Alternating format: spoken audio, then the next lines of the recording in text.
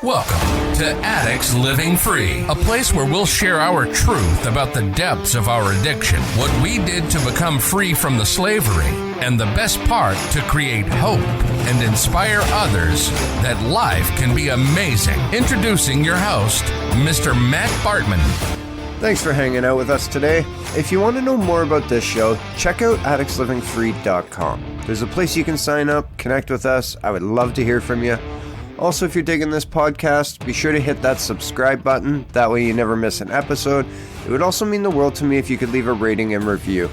And lastly, we share our truth, our gratitude, our new way of life. Freedom from addiction is possible, and the gifts of recovery are priceless. If you know anyone who has been affected by addiction or would just love to hear a story of inspiration, please share this with them. The more people we touch, the more miracles can happen. Hey guys, welcome to the very first episode ever of Addicts Living Free. You get to hear the first episode with your host, Matt. Today I'm going to share my truth with you, where the disease took me, what I did to become sober, and what life is like today. And to start with, I'm going to share with you a random quirky fact about myself, like you're going to hear about every other guest on the show. My random fact is that I've probably had over 100 stitches and staples in my day. I have a fake front tooth. I've had my jaw busted, which I had wired for 6 weeks. And honestly, that is the worst bone you can break. I had to drink out of a straw for 6 weeks. I punctured and collapsed my lung. Looks like I got stabbed on the side there. I have no spleen. I've got a scar from where my ribs split that goes about 12 inches down. I also had a stomach hernia that I had to get cut open. I fractured my back, so if you ever see me slouching on video, just know I'm being a baby. And lastly, I have 9 screws and a plate holding my ankle together, and one of those screws is broken. So needless to say, I haven't been very nice to this body, and at the age of 40 or 40 in a couple months, I'm really starting to feel the consequences of it. That's my random fact about myself. So to get this show started, I'm going to give you a little background about my upbringing, my family. I am the oldest of 4. I have 1 brother, 2 sisters. My mother was a normie. My father was a full-blown alcoholic. I feel like I grew up in a toxic environment where my parents would argue lots. I had to deal with a lot of physical abuse. My father would be very physical with us. And, I used to call it tough love or character building. But today I realize, that's not the best way to discipline your children. There's other ways to do that. And I can honestly say that that is something that I have not carried down, through the generations or carried on to my children, which I'm very pleased to say today. So at the age of 10, my father had a stroke. My parents split up. When my father had a stroke, it paralyzed his whole right side. And at that age, he could no longer lay a hand on me. I also learned, around that time frame, I was constantly getting into trouble at school. I had a problem with authority. I hated being told what to do. I wanted to live my own life the way I wanted to live my life. At the age of 12, I started smoking cigarettes. I was stealing my mother's cigarettes. And I also had my very first fall down drunk at the age of 12. I went to a house party, and I don't really remember a whole lot about it. I remember that I couldn't stop. I ended up puking that night. I ended up just being a sloppy mess of a drunk. But I do remember feeling okay. I remember feeling like I'm accepted. And that was the first time in forever that I felt accepted by other people. Moving forward, at the age of 14, I grew up in a little town. I moved to the big city with my mother and my siblings. And there I started getting mixed up in the not so good crowd. I was doing a lot of petty crimes like car hopping, breaking into things, stealing shit. I was fighting. I was starting to smoke dope or smoke pot and drinking more regularly. And I was just, skipping school. Like I was just doing everything to be rebellious and fight the system and go against the grain and the big fuck you to the world, right? I wanted to live by my own rules. So my mother struggled with that. I ended up moving back in with my father where, like I said, he was paralyzed and he couldn't control me. He couldn't beat me. And that way I could do what I wanted when I wanted. And I carried along a lot of the stuff that I learned from the city back to the small town. I started skipping school again. I started drinking every day. I used to steal his alcohol, whether it be a beer or some hard liquor. And I'll tell you one thing, when I was 14, 15, I used to shake really bad. And I never knew why until later on in the story, like when I went almost a year without drinking. I never knew why I shook so bad. And looking back, I can see that I was a full-blown alcoholic at the age of 14, 15. Not drinking to get drunk, but drinking for effect, just to take the edge off. So at the age of 15, I ended up getting an assault charge where I got sentenced to 6 months in a young offender jail. It was open custody. And when I was there, I had met somebody who later on introduced me to hard drugs at the age of 16. With 2 weeks left on that 6 month sentence, I ran away from that jail. We AWOL'd. And me and this other guy, we stole a car, we ran away, and ended up getting caught by the cops a couple days later. And I think the reason why, looking back, that I ran away is that life was actually better on the inside. And that sounds horrible, but that's the truth. I was eating 3 meals a day. I had got most of my high school education in jail. It was a better life for me than what I was going to go back out to. So we ended up getting out at the age of 16. I got out. I met this other guy that I stole that car with or ran away from jail with. And there I got introduced to the hard drugs. The first time I ever touched hard drugs was the age of 16, and it was speed back then, crystal meth today. I don't remember. Well, here's what I do remember. I did that drug. I ended up going home. And I remember at one point laying in bed. It was 2 o'clock. I looked at the alarm clock. It was 2 o'clock in the morning. And I'm sitting here saying, I don't know why people pay for this. I'm like, I'm not stoned. There's no effect to this. I feel normal. You hear that?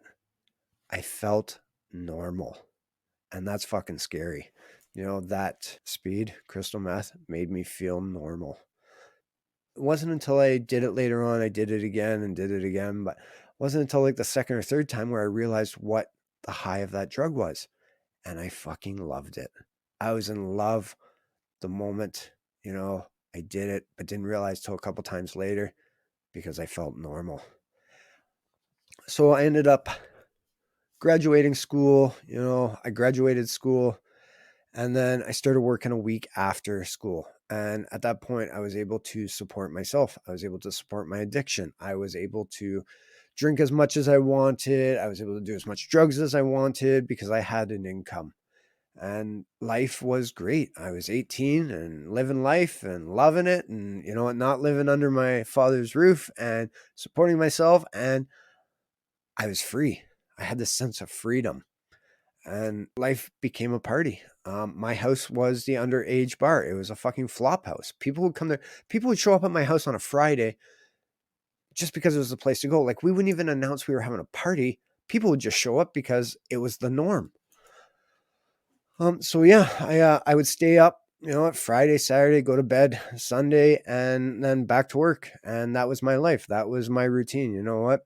I would work all week, and then I would drink. One thing I did know that I learned is, if I ever got invited to go out for drinks on a Thursday night, I would have to decline. This is in hindsight looking back. Every time I drank, I would get drunk, so I knew that I couldn't just have a couple, but I never knew that was alcoholism. I never knew that was the disease of addiction. All I knew is that when I drank, I got drunk. And when I got drunk, I'd throw up. So moving forward, ended up losing a job as a result of my addiction. You know what? We trashed a hotel room. I lost that job. I found another job. At the age of 19, I was roofing. I was doing a steel roof in February and I had an accident. I fell 25, 30 feet at the age of 19 and almost lost my life. That's when I busted my jaw. I lost my spleen. I broke my back or fractured my back. To wake up every day at the age of 19 and look out the window and say, what do I do today? I got fucking stoned. I got drunk.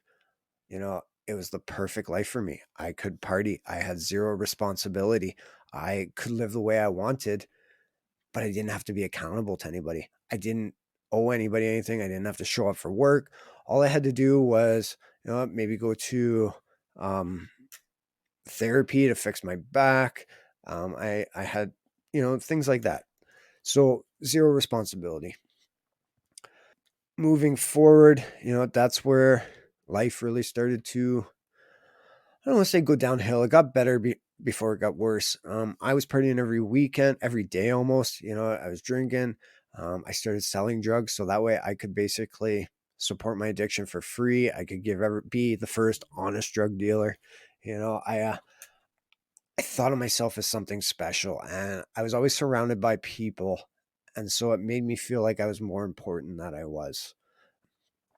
Eventually, the drinking slowed down. The partying took over, like the hard drugs took over because I was doing it every weekend, and slowly things shifted. Slowly my priorities became not so much party, but you hear about crossing this invisible line, and the speed took over my life slowly but surely. I was no longer drinking. My mood would change. All I would sell was, the dope just to support my addiction. But I was still doing the same thing, was just giving it away for free or sharing with people so that way I could be around people and I felt important. By the end of it, during that time, you know what, I kind of lost my place because I couldn't afford it. I ended up moving back in with my father.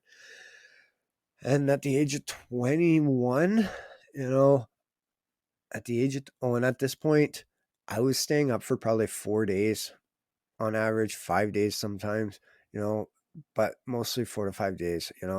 One thing I can tell you is that the only time I didn't do drugs is if I didn't have drugs.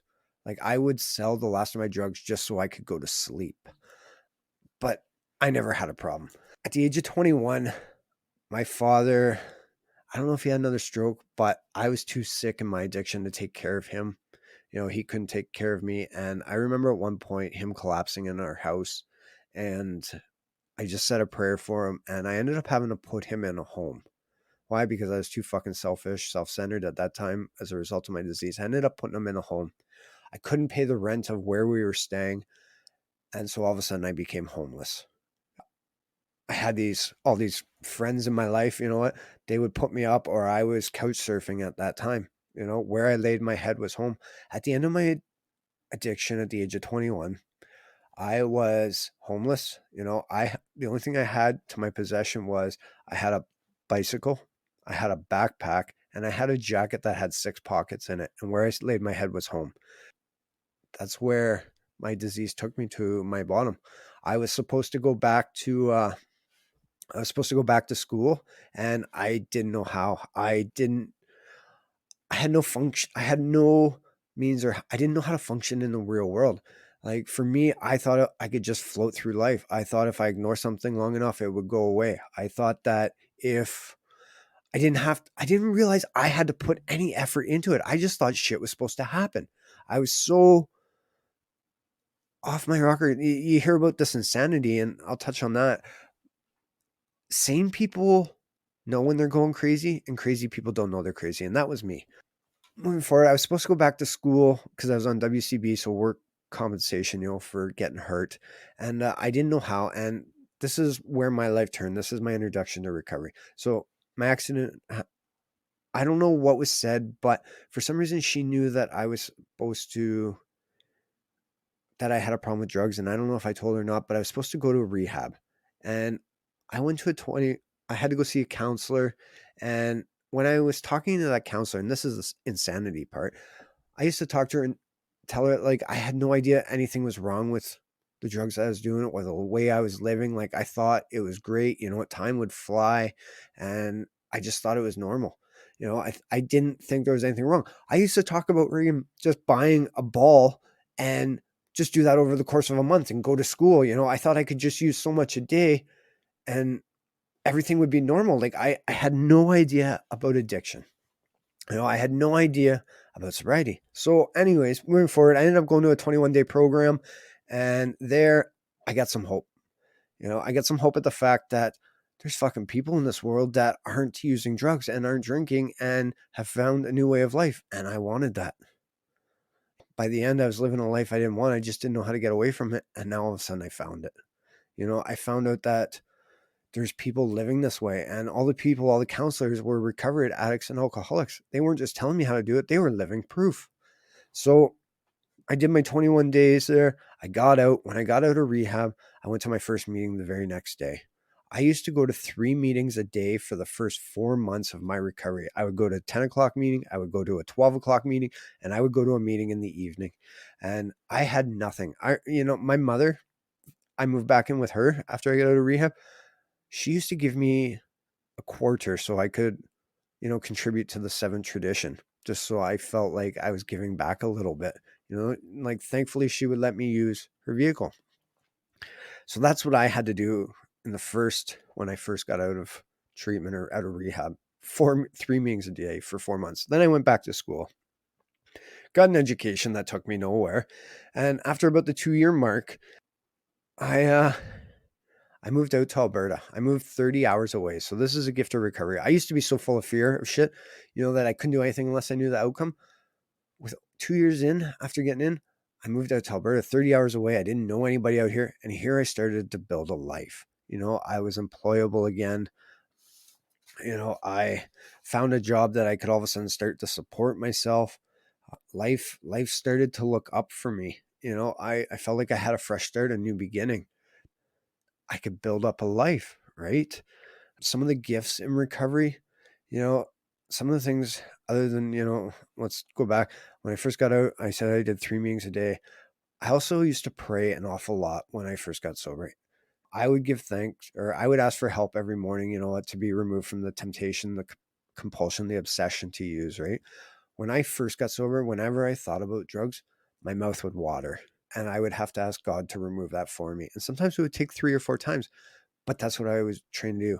Eventually, after 6 months, that obsession, that thought was lifted from me. And I realized I had this moment of clarity that I never have to use again. I was inspired by the old boys that, I used to think I have a chance to build up a life without it.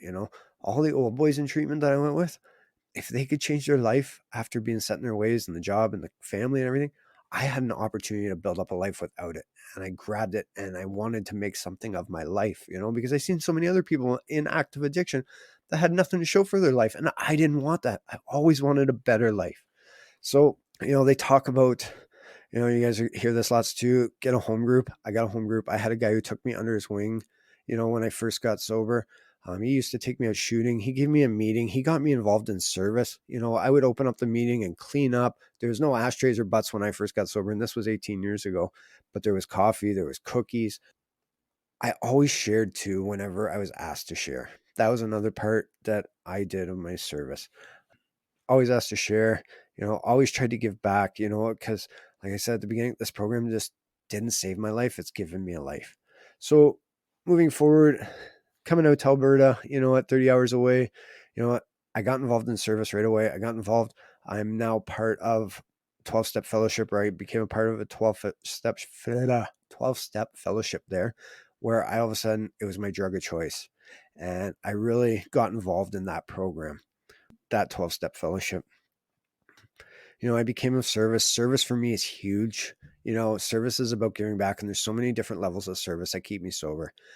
A huge part for me was opening and closing my home group, being an active member of cleaning up and putting stuff away, carrying a message, always asking to share. I've done H and I in that time, which scares the crap out of me. Still today, I have a problem with like public speaking. Those are some of the things that I had to do. They talk about the 12 steps too. You guys know what this is.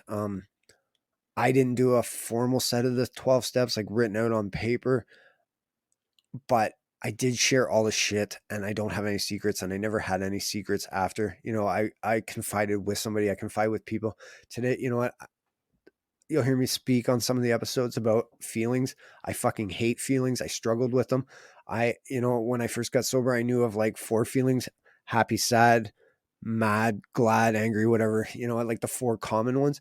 I had to get this feeling sheet and go put it on my fridge. And every time I was feeling something I didn't know about, I had to go over and identify what the feeling was, because I had no idea. Today I can identify most feelings. Still, some feelings surprise me. Journaling is huge. That was something I did early on. Still do today when I really get in my head and I need to like create clarity. I still journal today. Yeah. So some of the gifts that I've received in recovery. Let's back this up. Some gifts that I got when I first got sober or after I moved out here. I bought myself a bike. I've always wanted a Harley. I bought myself a Harley, a single seater. It's got the ape hangers. That was a goal that I accomplished. I wanted to be a family man. I have two beautiful girls today, 12 and 7, and I'm such a fucking proud father. Like, they blow my mind at how well they've turned out and the manners and just how good of children they are. It touches my heart, and that's one thing, I never understood until you have children. It changed my view, how I view people, how I view the world. It's totally changed my life.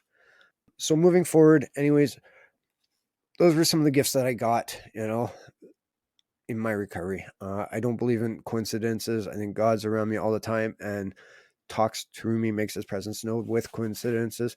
But moving forward, I was over 10 years in. I developed this resentment, this reservation with the mother of my children. And what happened was I relapsed with over a decade in. I didn't have the strength to leave the relationship. I planned my relapse for almost 2 years. And I went, you hear all these different things. I went to outside counseling. I went to outside counseling. I went to meetings. I shared about it. I talked about it. The only thing I didn't do was pray about it. I didn't ask for it to be removed. That thought, that obsession. And I relapsed. In my relapse, shit really got worse. You talk about new bottoms. What I can say is that I didn't go back to my drug of choice, thankfully, but I did do other drugs that took me to a bottom, and what my drug of choice was then wasn't my drug of choice after my relapse, right? Because I never wanted to burn my house down again, or never burn my life down again. I was very conscientious of it, but that's not to say that I didn't come close. Different bottoms for me. So over the last 5 years, I was in and out of the rooms. After my relapse, I came back in. I said I relapsed. I had no shame because I made that choice with a sound mind. I consciously made the choice to pick up. So I had no reason to really feel guilty because I planned it. I knew what I was doing. Came back, but here's what I'll tell you about my relapse. After 10 years, I relapsed. And what happened for me, nothing major. I didn't lose it all right away. No big bombs went off. Nothing was like, holy shit, you shouldn't be doing this. Nothing bad happened. So guess what happened after that? It became less and less and less time. And eventually for me, it became the norm again. It became a lifestyle. I never stopped going to meetings, thank God. I think that was my lifeline, that kept me from ever going off the deep end. But a few bottoms for me in that course. And over the last 5 years, I would get like 3 months, 6 months, a year, but I was never committed to a fellowship. I was never committed to a home group. I never did service. And so that's why I kept going in and out of the rooms, right? I was never committed. Some different bottles for me. You know what? I lost my children. I had an EPO, emergency protection order from my ex. I lost connection. I had to go back and fight for my kids, to get them back in my life. I almost lost my vehicle. I almost lost my job of 9 years. At one point, I had to hang my clothes up around my house because I couldn't run my dryer and my TV at the same time because I was on like power restriction. My life fucking sucked, but I couldn't get away. And it wasn't until I finally went back to the basics that I got committed to the program where my life started to change again. In desperation, you become willing, and that's what I had to get to. And then you hear about brainwashing, and I needed to be brainwashed again. I needed to go to a bunch of meetings to hear why life is good again today. And that's why I want what my focus is for this podcast is I need to hear why life is better sober, why life is better clean, to encourage me and show me why fucking life is better. Life can be amazing today. Gifts today, like I'm active in my home group again. I have my children back in my life. I had to go to court to fight them, but I get them all the time now. Another weird one, I can actually be civil with my ex, the mother of my children. I can sit at the same table with her and be okay. I'm comfortable in my skin. I've made peace with my past. I have a career today that I thoroughly enjoy. I can look in the mirror and see who I have. I have freedom today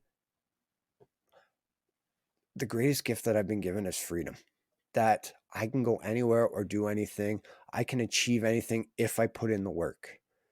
I have that freedom today, and it's fucking amazing. Goals that I have today is I want to take my children. Oh, fuck, she's going to hate me for this one. I married my soulmate, which is amazing. How many people can say that? I married my soulmate, and I couldn't be happier there. What else? Goals today that I have, I want to go to Australia. These are some things that I want to go skydiving. I want to meet my niece and nephew. They're in Australia. I want to be successful at this podcast, and I heard this expression. This is how I feel. I don't want to be a person of success. I want to be a person of value. I want to be able to carry a message that people see there's a better way of life out there. Life can be fucking amazing. What else do I have? My health. I can take care of myself today. Routine is huge for me. Routine is huge. I needed that where I never had that in my life. I have a morning routine structure where I wake up every morning, I go grab my coffee, and I listen to a podcast about bettering my life. And it changed my life. It helped me. It helps me grow. It helps me see things differently. It helps me with a clear mind. That's part of my morning routine. Laughter is huge. I love doing stuff. I love making memories. One thing I wish I could do more is take pics. You guys will hear this in my end tagline. Life for me is amazing, and I get excited about it today, and I'm excited about recovery, and I love seeing people come in broken, but then see them grow, grow like a flower, see them, create healthy boundaries. I get to see people blossom to the people they're meant to be, and it takes time, but it's so rewarding. I love recovery today, and I love my life today. I couldn't be happier, and I couldn't be happier where my life is going, and that I get to help people. That's where it's at for me, is giving back and being able to help others. I've been in the room for 18 years now, over half my life. And I still get excited about it today. There was a period there where I was in and out, but before that, in the first 10 years, I was excited about recovery. And lately I'm excited about recovery again. What else do I want to tell you? If life wasn't worth it, nobody would do this. You're going to hear a lot of guests. So I just want to talk about the show quick. I'm interviewing people to carry a message so you guys can hear you're not the only one. There's 1,000 different people with 1,000 different stories that have done 1,000 different things. And we all have this thing in common where we've all felt the desperation, all lived a life that we didn't want, and we don't live that life today. I want to carry that message that recovery is possible and life can be amazing. That's all I really got, guys. I want to just wrap up with this. Thank you for listening to me. It's 28 minutes. That's a little bit of my story. You're going to hear a little bit more as the podcast go on. I want to grow this organically. I want, there's a lot of things that I hope this will take me to share, right? To encourage people. But I can't do it alone. I need your help. If you guys like this podcast, share it, like it, comment on it, tell people about it. The more people we touch, the more miracles can happen. I'm only going to get better at this. Bear with me. It might suck at first, but it's going to get better. Each podcast I do, I get a little bit better. Each interview I do a little bit better. And I'm trying to find that comfortability. Right now you hear about random stuff. I'm thinking about doing dad jokes as an opening. I want to smile. That's something I never ever did before. I get to smile and laugh and belly laugh and make memories. So life's amazing today. And I hope you guys can find this freedom, this excitement, this lust for life that I have. This is what I want to bring. And I want to hear your stories about it too. There's going to be a spot on the website that if you want to be a guest, fill out the form. I am looking forward to reading. I get excited thinking about the thoughts of hearing people's story, from where they came from to where they are and where they're going in life. We didn't get clean just to be okay. We got clean to live an amazing life and help others and just enjoy life. It's going to be amazing. So anyways, I'm at the 30-minute mark. I'm going to leave you with this. Make lots of memories, take lots of pics because you're never going to get those back, and show the world your smile. When I was an active addiction. I'm going to say that one more time. When I was in active addiction, I thought the camera was all messed up. I was a gray-green color and I thought the camera was faulty. Today, that's not the case. I got this glow about me and this excitement. So yeah, once again, you know what? Once again, make lots of memories, make memories, take lots of pics, and show the world your smile. Thanks for sharing this time with me. You've been listening to Addicts Living Free. Our passion is to create hope and to inspire others. Life can be amazing. We hope you enjoyed the show. If you did, make sure to like, rate, and review. We'll be back soon. But in the meantime, you can hook up with us on Facebook and Instagram. See you next time on Addicts Living Free.